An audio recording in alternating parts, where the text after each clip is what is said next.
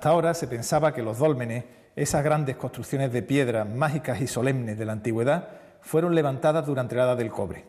Hoy, gracias a los trabajos del dolmen de Alberite, descubriremos que en verdad fueron erigidos mucho antes, durante el Neolítico, unos 4.500 años antes de Cristo, cuando la humanidad todavía usaba hachas de piedra pulida como esta que tengo en mis manos. Bienvenidos a Arqueomanía.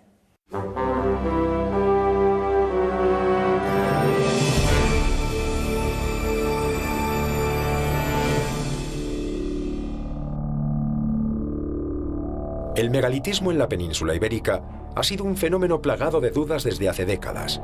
Se le atribuyó un origen mediterráneo, pero hoy en día esta hipótesis está en tela de juicio.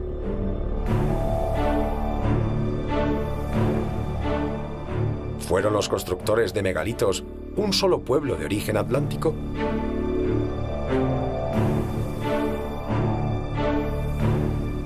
Los megalitos del sur de España se construyeron en el quinto milenio antes de Cristo, unos 2500 años antes de las pirámides de Egipto.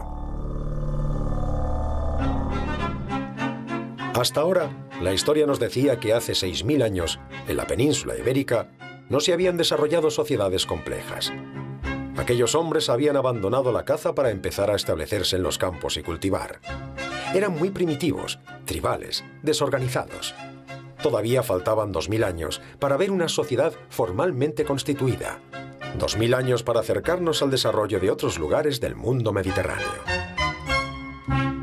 Es un monumento muy destacado, de unas dimensiones, como he comentado, muy importantes. Es un dolmen de galería o largo corredor. Tiene aproximadamente unos 20 metros de desarrollo longitudinal. Y viene, pues, digamos, compartimentado por esta serie de jambas, ortostatos transversales que van marcando una serie de espacios hasta el espacio final de la cámara, que es donde está propiamente el enterramiento. Las primeras prospecciones, siempre llenas de dudas, anticipan algo maravilloso. En la campiña gaditana ha aparecido un dolmen de dimensiones extraordinarias. Estamos en 1993 y un grupo de investigadores jóvenes, pero con las ideas claras, por así decir, con un método en mente, se hacen cargo de la excavación. Todo se hace con rigor desde el principio, con paciencia.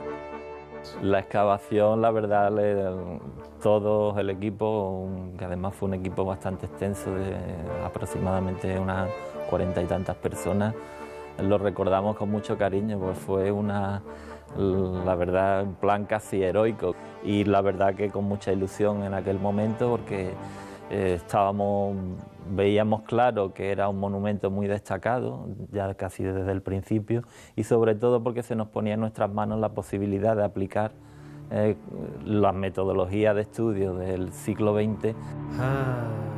El lugar elegido para levantar el dolmen no es casual. El dolmen está en un punto estratégico, en medio de la llanura, de los llanos de Villamartín, y hoy en día se puede ver los cultivos agrícolas que hay, es decir, el tipo de terreno que domina este paraje, estos llanos de Villamartín, es un material margoso arcilloso y es un tipo de suelo, un tipo de tierra de alta fertilidad. La cámara funeraria albergaba objetos de prestigio, suntuarios, objetos que la comunidad había ofrecido a los ocupantes de la tumba. ¿Quiénes eran los propietarios de esa morada eterna? El estudio antropológico determinó que eran dos individuos de sexo masculino, de sexo femenino, un poco mayor el hombre, pero en edades jóvenes como son las de esperanza de vida de esos momentos, ¿no? La mujer prácticamente no llegaba a 20 años y el hombre de una mediana edad, ¿no? Es decir, son datos habituales. El hecho es que representan un ancestro común, que se identifican ellos con el ancestro de la tribu, con el ancestro de esa base de formación social tribal. Pero esos individuos tienen objetos que son de prestigio y que genera al colectivo un gran esfuerzo, porque conseguir comprar o adquirir esos objetos en redes exteriores les debía de representar un gran esfuerzo a la comunidad. Por tanto, hay todo un trabajo de toda la base social. Ellos son los referentes, quizás todos trabajan todavía para ese referente tribal, pero ahí está el germen de esas desigualdades. Tras un primer análisis visual de las piezas funerarias, los investigadores sospechan de la procedencia de los objetos suntuarios aparecidos en la tumba. Entonces comienza el trabajo de arqueometría, un trabajo que se prolongará durante más de 15 años. La arqueometría, o arqueología científica, se fundamenta en el análisis químico de los materiales arqueológicos para establecer su composición y procedencia. En la Universidad de Cádiz, Salvador Domínguez Bella realiza este trabajo. En un primer momento se procede a una inspección ocular de la pieza. Después, se continúa el trabajo en el microscopio convencional. Las imágenes obtenidas, de una gran belleza, permiten una primera identificación de los materiales. A los investigadores de Alberite les llama la atención especialmente dos piezas, un collar de cuentas y un enorme cristal de cuarzo. Uno y otro, el collar y el cristal de cuarzo, junto al resto de materiales del ajuar funerario, se someten a la observación al microscopio para establecer su composición. El collar presenta cuentas, las pequeñas piezas que se engarzan para formar el collar, fabricadas con variscita verde. La variscita es un material exótico en esta parte de la península. Solo existen yacimientos al norte de la provincia de Huelva, en Gavá, provincia de Barcelona, y en Zamora. Cuando se analiza el espectacular bloque de cuarzo tallado, se llega a una conclusión sorprendente. Procede posiblemente de un yacimiento en la Sierra de Madrid. Esto significa que ha existido una forma de comercio o de intercambio de materiales entre comunidades humanas muy alejadas geográficamente, lo que lleva a los científicos a plantearse la existencia de rutas de intercambio. Estamos ante el nacimiento de una forma primitiva de organización social, casi en el origen de un Estado. A fin de cuentas, en todo Estado se establece un orden social y formas de recaudación sobre el trabajo y la propiedad. Quizá la fiscalidad de entonces consistiera en aportar horas de trabajo o excedentes agrícolas. No se sabe. ¿Qué nos ha enseñado este dolmen en estos años también? Que los propios conceptos de la sociología, de la explicación de la sociedad, ha cambiado claramente. El tema es mucho más complejo y el tema marca una desigualdad clara. Quizá en relación a aspectos básicos, la propiedad de la tierra, que no todos sean campesinos y esas especializaciones claras, ¿no? Puesto que fabricar varicitas, tallar, hacer las cuentas, tener expertos también en siles, expertos también en el propio ámbar, y los que mueven esos productos en esas redes son gente liberada del trabajo, puesto que en el inicio de las sociedades neolíticas todos son agropecuarios, ¿no? La propia construcción del dolmen reafirma esta tesis. Para ello es bueno hacerse una idea de la cantidad de trabajo realizada en el levantamiento del monumento. El dolmen presenta 35 ortostatos en los laterales, lo que vemos en los laterales, y hasta un total de 65 si contamos las piedras de cobertera que tapaban la estructura del pasillo del dolmen. En su mayor parte pues, proceden de la zona del Rosalejo, las lomas del Rosalejo, que están hacia el este, los afloramientos geológicos, y que estarían aproximadamente a unos 3 kilómetros y medio del enclave de Alberite 1. La edificación de estos megalitos, la tecnología empleada para construir estos gigantes de las llanuras, ha sido un enigma durante años. En el conjunto monumental de los dólmenes de Antequera han realizado un trabajo audiovisual de investigación que sintetiza las ideas manejadas por la comunidad científica durante los últimos años. Las conclusiones son claras. La mayor parte de los miembros de las sociedades neolíticas del sur trabajaban conjuntamente en la construcción de los megalitos, de los dólmenes. Había un trabajo especializado de cantería, de transporte de los enormes bloques de piedra, de talla y, por supuesto, había uno o varios arquitectos. Los bloques de piedra se tallaban y pintaban con motivos gráficos de significado complejo. Y el dato más sorprendente, la datación, la cronología científica del dolmenismo en la península. Los trabajos llevados a cabo en Alberite retrasan la aparición de los dólmenes en Iberia al quinto milenio antes de Cristo.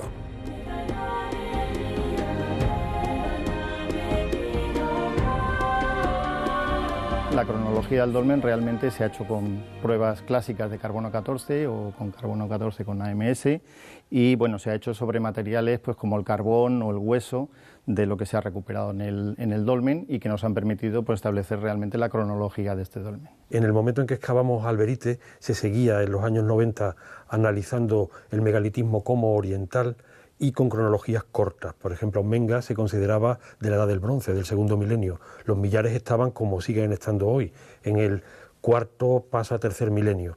Por tanto, la cronología que dio Alberite fue revolucionaria en su momento.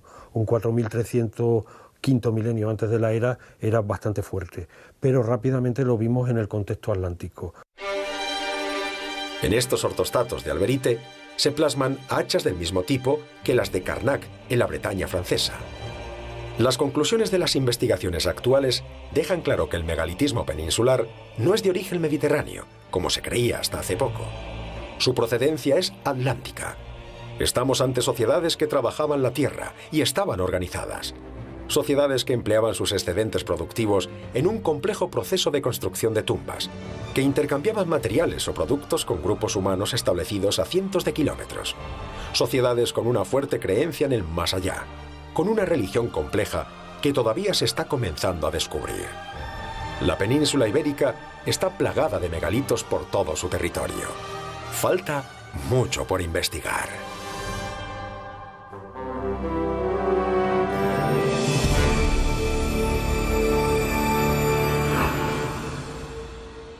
La arqueología es una especialidad científica que nos permite comprender a la sociedad humana desde sus orígenes más remotos. Y en la medida en que puede hacer eso, la arqueología, creo, es una herramienta muy importante para entender al ser humano y entender también la sociedad en la que vivimos. La arqueología es un vehículo muy gratificante y realmente muy apasionante para comprender mejor las complejidades de este mundo aparentemente caótico en el que vivimos. Pues ya que estamos en un conjunto megalítico tan especial como es Antequera, y dado mi especialización en este campo, sería pues realmente un desafío muy importante encontrar un enterramiento megalítico en unas condiciones pues bastante prístinas, bastante intacto, digamos, que nos permita hacer una investigación muy completa.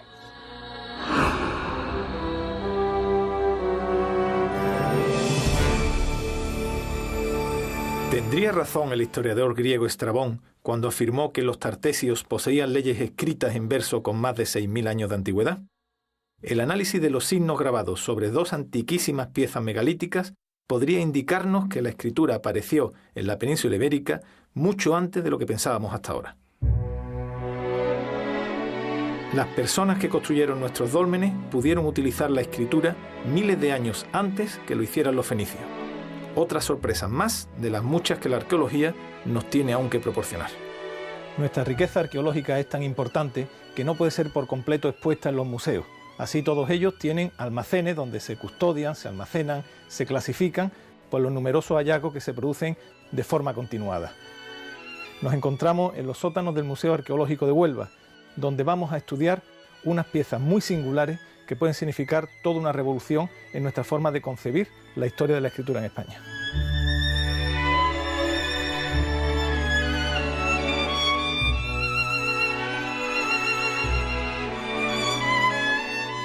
Nos encontramos en los sótanos del Museo Arqueológico de Huelva, delante de unas piezas excepcionales que Ana María Vázquez, profesora de Historia Antigua de la UNED, ha calificado como una de las más singulares y trascendentes de la historia de la arqueología española. Bueno, Ana María, me gustaría que me explicaras el por qué son tan importantes, qué vienen a decirnos estas piezas y cuál es la tesis que te permiten sostener pues, los signos en ellas inscritas. Pues la importancia de estas dos piezas que tenemos aquí delante es que en relación a las primeras escrituras que tenemos en todas estas, significa que estas son 4.000 años más o menos más antiguas que lo que tenemos aquí. Y esta es la primera vez que se escribe en la península ibérica. O sea que entiendo que si la tesis oficial y más habitual nos hablaba que los fenicios traen la escritura en el 750 antes de Cristo, tú mantienes que ya en la península había escritura 3.000 años antes de que llegaran los fenicios. Es una teoría revolucionaria, ¿no? Las mantengo porque esto tiene signos de escritura y esto tiene signos de escritura, es decir, como están también en contexto arqueológico y están perfectamente documentadas por el Museo de Huelva, que es donde estamos, pues es algo totalmente revolucionario, pero que cambia toda la historia de la escritura de Europa y de Occidente y de España, claro. La importancia que tiene esto es que tiene unos signos muy esquemáticos, muy alargados, que yo le llamo la escritura de Huelva 1, que es muy semejante a como escribimos ahora. Por ejemplo, tiene la L, tiene los ángulos, tiene la W, tiene la U, y eso para ser del 4000 al 3000, calcula del 3200 a.C., es una revolución total y absoluta. Pero no todos los científicos coinciden con esta teoría. El mayor, digamos, escepticismo que se levanta alrededor de esa pieza nace precisamente del hecho de que sea una única pieza. Es una pieza aislada que, incluso si aceptásemos que tiene signos que representan algún tipo de escritura, pues resultaría, como se dice ahora, una evidencia aislada. Pero es que además resulta un tipo de pieza especialmente polémica, porque en los diferentes filtros que aplicamos para decidir que lo que hay representado en determinados objetos es escritura, los iniciales son también importantes, que pasan por distinguir que aquello sea intencionado, que siendo intencionado haya la intencionalidad de representar algún tipo de signos, que esos signos sean individuables, que cada uno de ellos haya sido trazado de un modo que lo distingue de los anteriores, que esos entre sí se articulen y que por lo tanto tengan valores que se oponen a los demás y que formen unos con otros algún tipo de lenguaje. Cuando los fenicios llegan aquí, la población hispana, prehispana, ya utilizaba la escritura. Ya utilizaba la escritura y además lo escribían en materiales que eran propios de este área, como es de lo que está fabricado esto, que es una arcilla local con gránulos de pirita. Esto es una revolución total y absoluta, que en Huelva, en el 3000 a.C., alguien supiera escribir. Esta escritura todavía no está descifrada, ¿no? No podemos saber lo que dice. No, porque, bueno, la posterior de 4000 años después no está, que es la ibérica.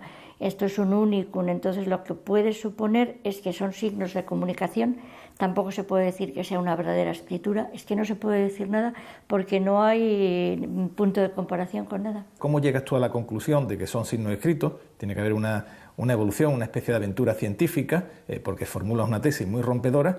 Y dos, ¿cómo es que la ciencia no ha visto eso antes? Cuando llegué al Museo de Huelva, en vez de empezar por donde todo el mundo empieza, que es por los fenicios, se me ocurrió empezar por el principio. Y claro, me encontré expuesto primero esto en un contexto del 4000 a.C. y luego en la misma vitrina me encontré la navercita y yo dije, estos son signos de escritura. Entonces mi sorpresa fue que estuviera del cuarto al tercer milenio, donde no tenía que estar ni yo tenía que mirar ahí. Y luego cuando descubre una cosa que no es normal, siempre te vas al especialista. En este caso era Enrique Martín, que era el conservador del museo, esperando que él me dijese que no, pero él me dijo que sí.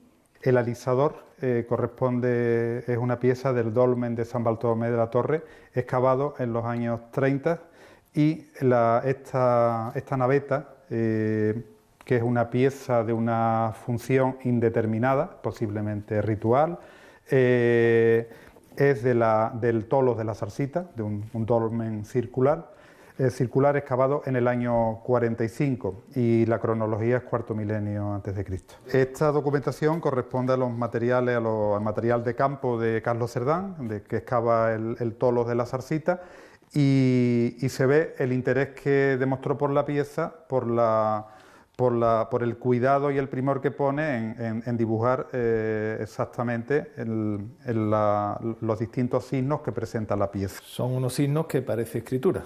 Sí, pero él no se pronuncia, incluso aquí en estas acotaciones hace referencia al material, a la arcilla rica en gránulos de pirita, a un paralelo estilístico, etcétera, pero no se decanta. Y en la publicación que los grandes especialistas, los Leitner, el matrimonio Leitner y Cerdán, realizan en el año 52 sobre los sepulcros megalíticos de Huelva, se publica asépticamente como signo, sin definirse. En los años 50 esto era una cosa, bueno, prácticamente lo es todavía, muy novedosa, entonces no hay paralelos para esta fecha, pero ciertamente les llama la atención. Los fenicios, el primer alfabeto, digamos, con 28 signos, todavía no tenía vocales, es de 1400.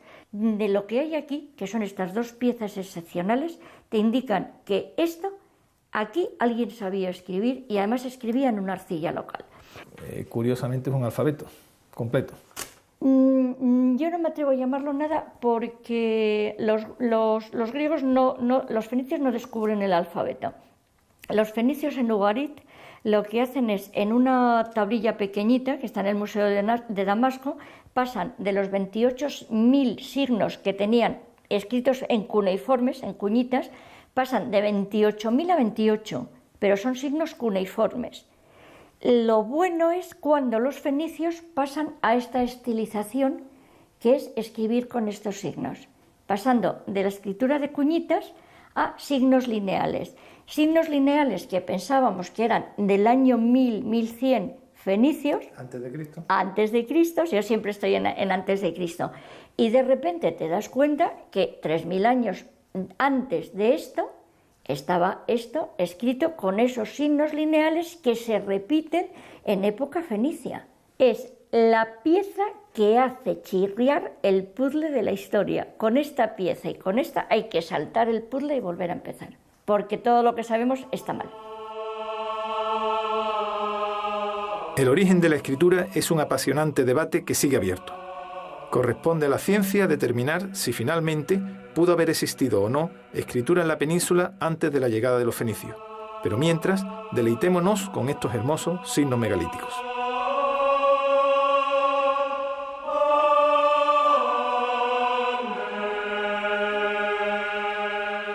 Las costas españolas aún esconden infinidad de tesoros por descubrir. Finalizamos nuestro programa con la visita a Arcua, el Museo Nacional de Arqueología Subacuática de Cartagena. Y no olviden que en nuestro próximo programa vamos a continuar contándoles lo que ocurrió hace mucho, mucho tiempo.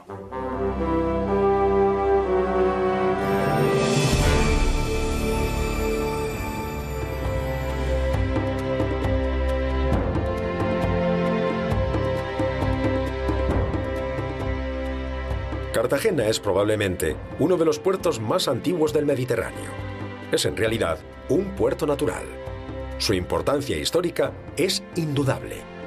Allí se puede visitar el único centro de España dedicado a la arqueología subacuática, el Arcua. En el Mediterráneo solo existe una instalación similar, en Turquía.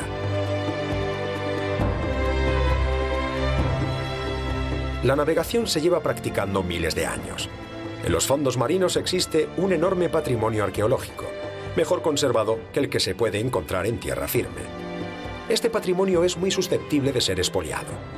Habitualmente las piezas que reposan en los pecios marinos se encuentran completas, con pocos desperfectos, lo que aumenta su demanda en el mercado negro. El mar es un misterio. Sumergirse bajo sus aguas, toda una experiencia. La primera sensación que se tiene cuando uno bucea es que lo del mundo del silencio es una auténtica falacia. El fondo del mar está lleno de ruidos y de sonidos. Y en cuanto a arqueología, pues es entrar en contacto con objetos, con muestras de la historia que nadie ha tocado o ha visto antes desde el momento de su hundimiento, que en ocasiones puede ser hace muchísimos siglos. Se pueden encontrar sorpresas inesperadas. No me esperara de ninguna de las maneras un mosaico romano, un trozo de un mosaico romano en un barco del siglo XIV. Claro, la primera incógnita es qué hace un trozo de mosaico romano en un barco del siglo XIV. Bueno, forma parte del lastre de la embarcación. En el Arcua de Cartagena se propone al visitante un paseo por la historia de la navegación. Fenicios, griegos y romanos comparten una enorme sala, junto a otras piezas más recientes. Se pueden contemplar piezas rescatadas del mar como lingotes de bronce, ánforas, viejas anclas y objetos religiosos únicos como esta mano de reminiscencias herméticas. A cada época de la antigüedad se le dedica un espacio consistente en la reproducción de una embarcación tipo, la maqueta de un puerto y una colección de piezas, además de unas completas infografías que ayudan a los espectadores en la comprensión del contexto histórico.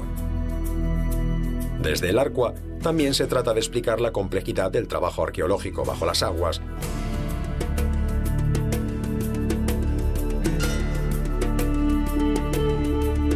y los difíciles procesos de consolidación y restauración de las piezas.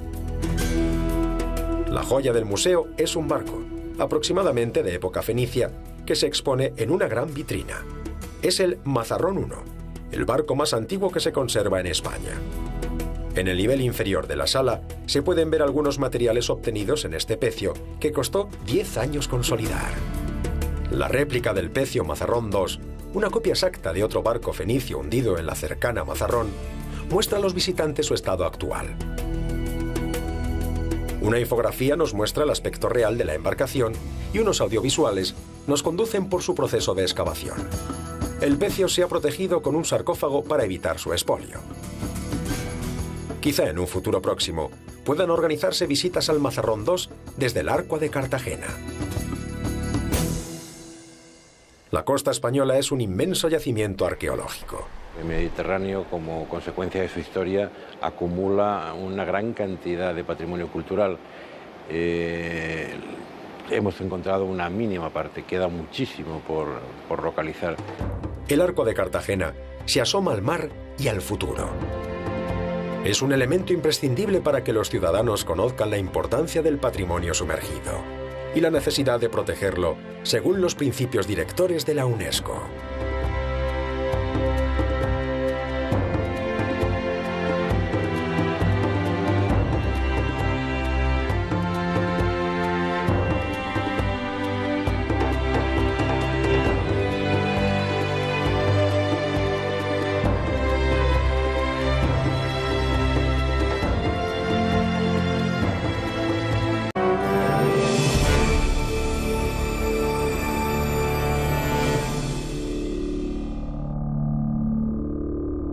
El megalitismo en la península ibérica ha sido un fenómeno plagado de dudas desde hace décadas.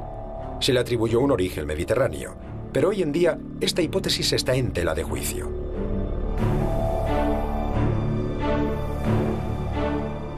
¿Fueron los constructores de megalitos un solo pueblo de origen atlántico?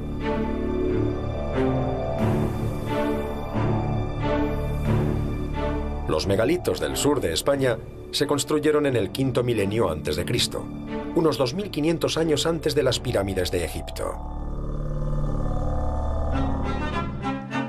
Hasta ahora, la historia nos decía que hace 6000 años, en la península ibérica, no se habían desarrollado sociedades complejas.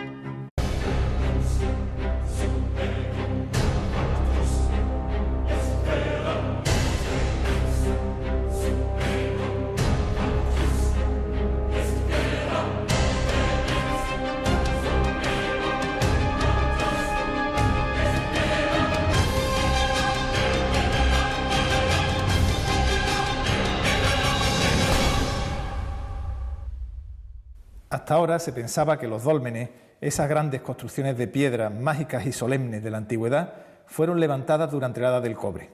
Hoy, gracias a los trabajos del dolmen de Alberite, descubriremos que en verdad fueron erigidos mucho antes, durante el Neolítico, unos 4500 años antes de Cristo, cuando la humanidad todavía usaba hachas de piedra pulida como esta que tengo en mis manos.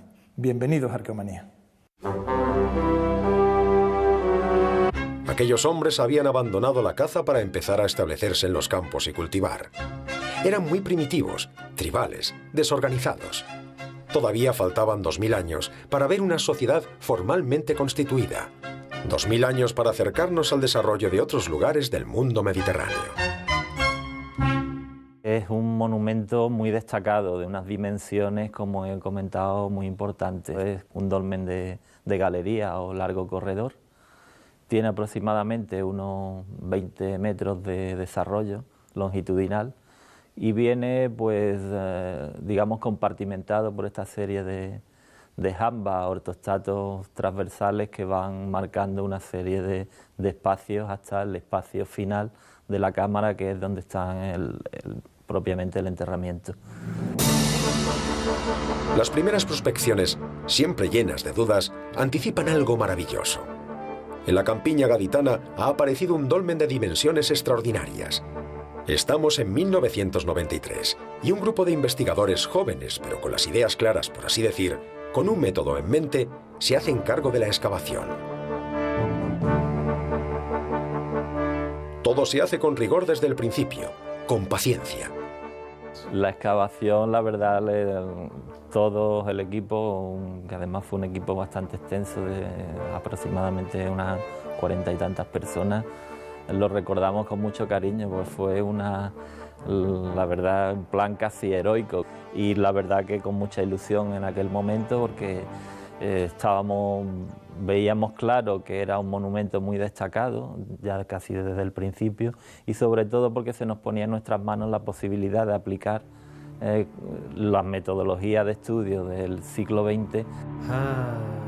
El lugar elegido para levantar el dolmen no es casual. El dolmen está en un punto estratégico en medio de la llanura, de los llanos de Villamartín, y hoy en día se puede ver los cultivos agrícolas que hay, es decir, el tipo de terreno que domina este paraje, estos llanos de Villamartín, es un material margoso arcilloso y es un tipo de suelo, un tipo de tierra de alta fertilidad. La cámara funeraria albergaba objetos de prestigio, suntuarios, objetos que la comunidad había ofrecido a los ocupantes de la tumba. ¿Quiénes eran los propietarios de esa morada eterna? El estudio antropológico determina